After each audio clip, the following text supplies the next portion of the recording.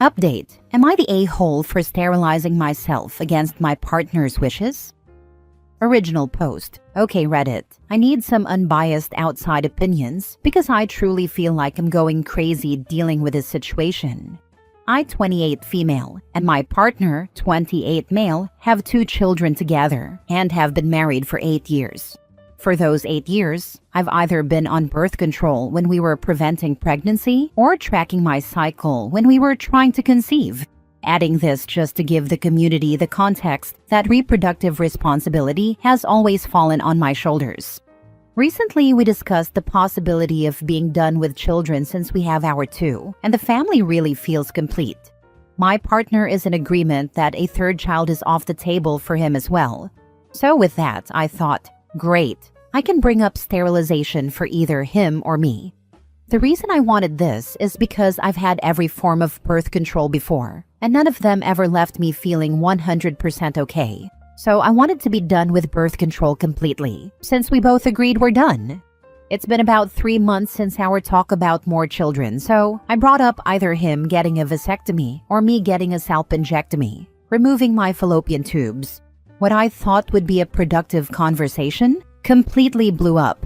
He outright refused a vasectomy, and when I was okay with that and said I'd happily get a salpingectomy, he completely lost it on me, screaming about how he forbids it from happening and that he won't allow me to damage myself like that.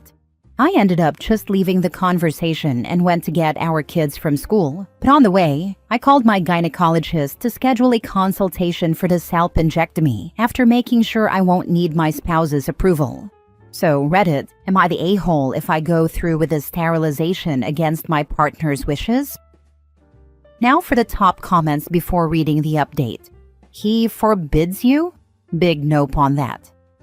Yeah, and laughing at him thinking that procedure will damage her more than childbearing. Ew.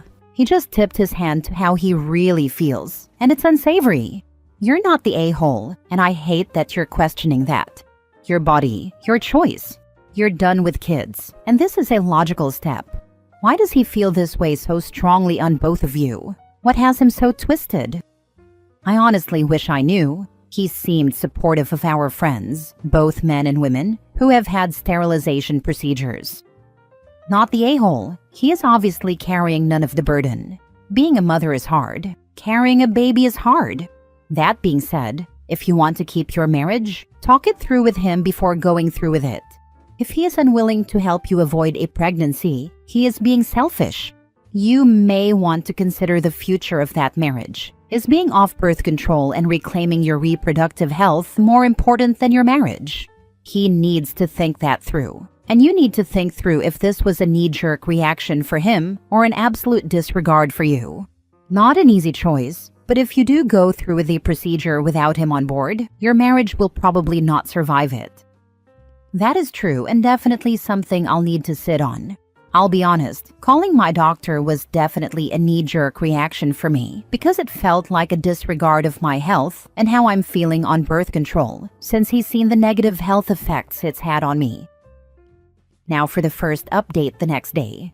Due to the support and advice I found on here, I managed to get the confidence and level headspace needed to try to have another conversation with my partner.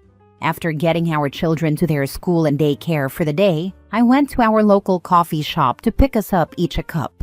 I figured it could either be seen as a show of care or a peace offering.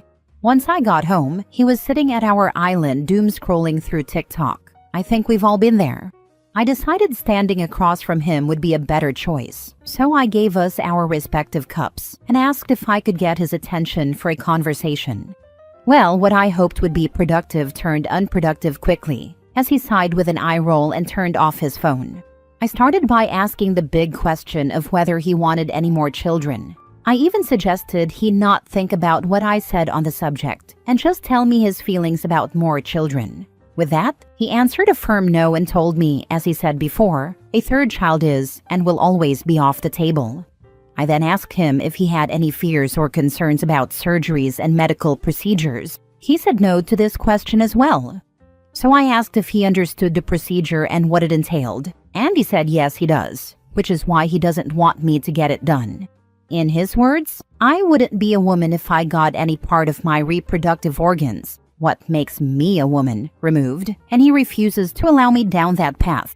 I then followed up by asking about his getting a vasectomy, and he said it's pretty much the same thing for men, and he won't let anyone take away his manhood.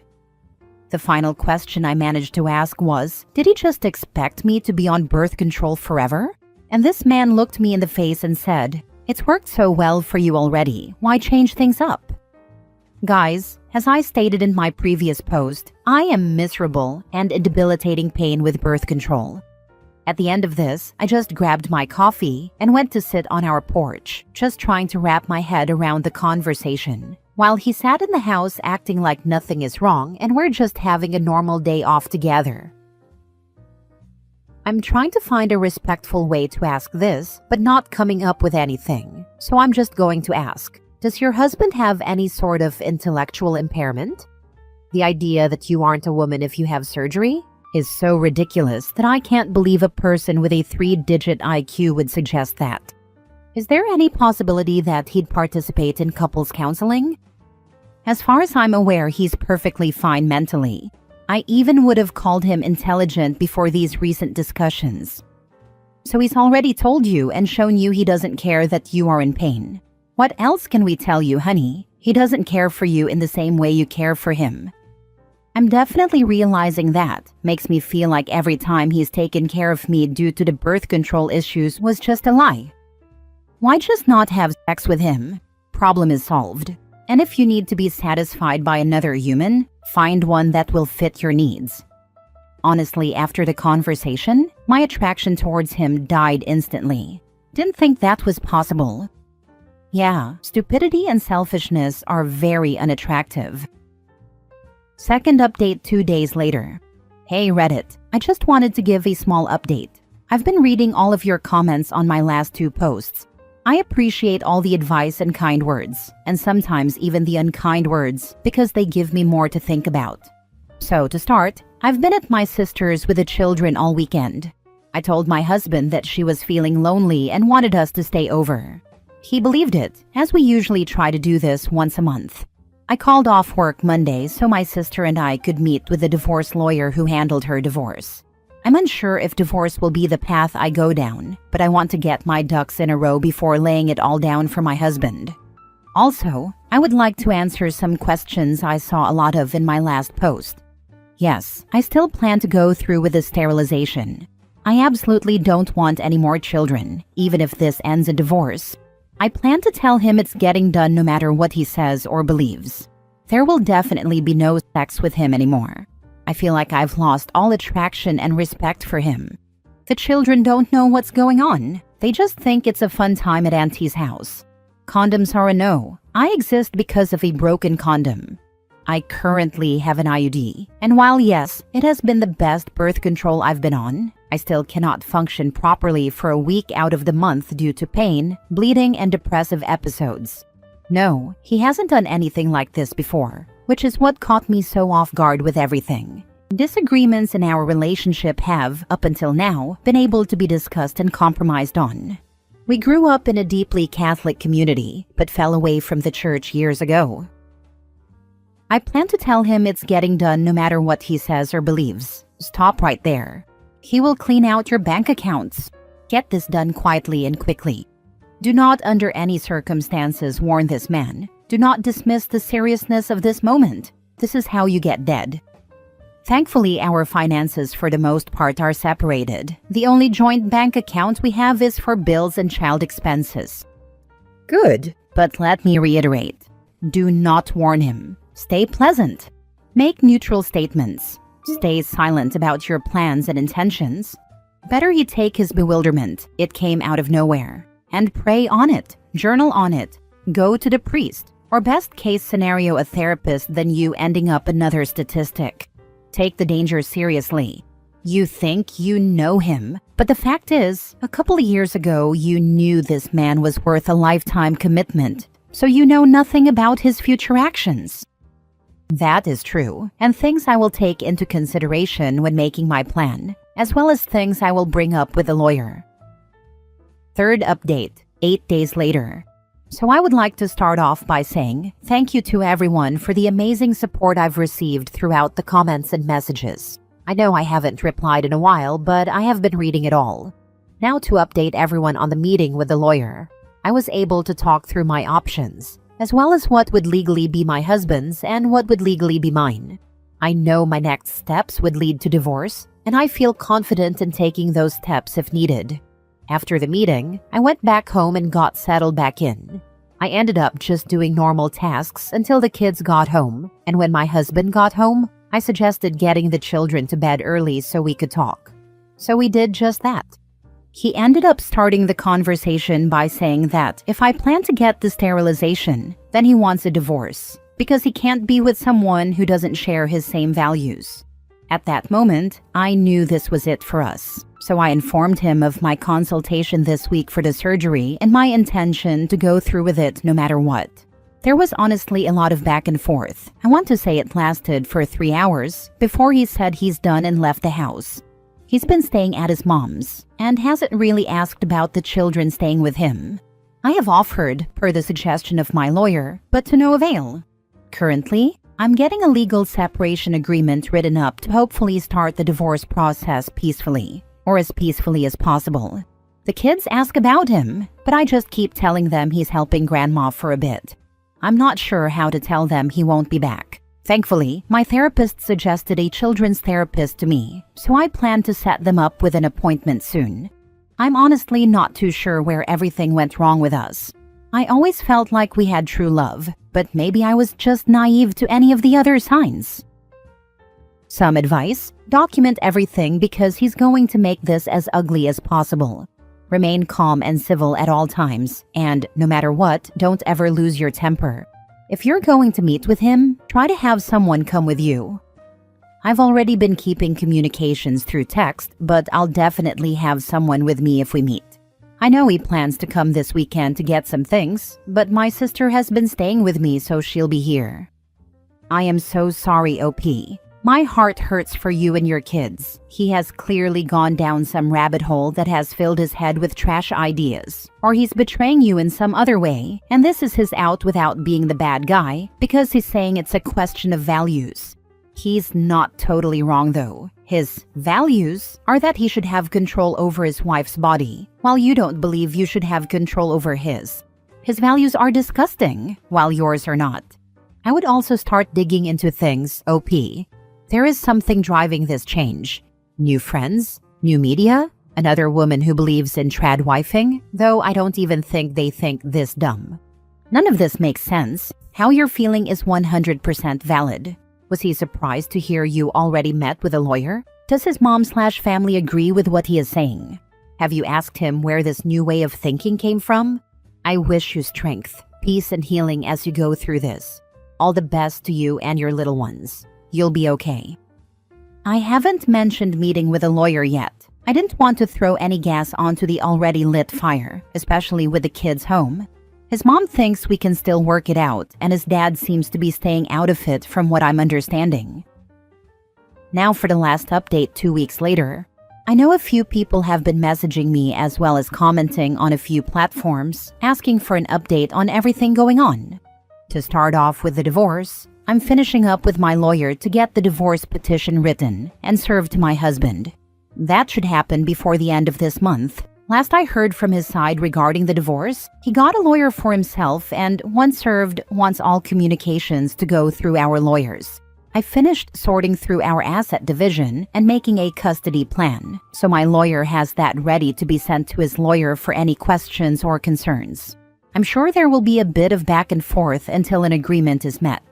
Next, an update about the children. They now know we are separating and going through a divorce. While initially, they were very upset with the news, things have kind of settled and become accepted. They are in therapy individually and also with us as a family, so I'm hoping that continues to help them. My husband has been having them about 1 day a week, usually on Saturdays during the day, as he expresses not being able to handle them alone at night. I keep him in the loop about therapy, even offering for him to come if he is willing, which so far has been a no for the few sessions we've had. I also make sure he knows that he is welcome to have the children more than just 1 day a week.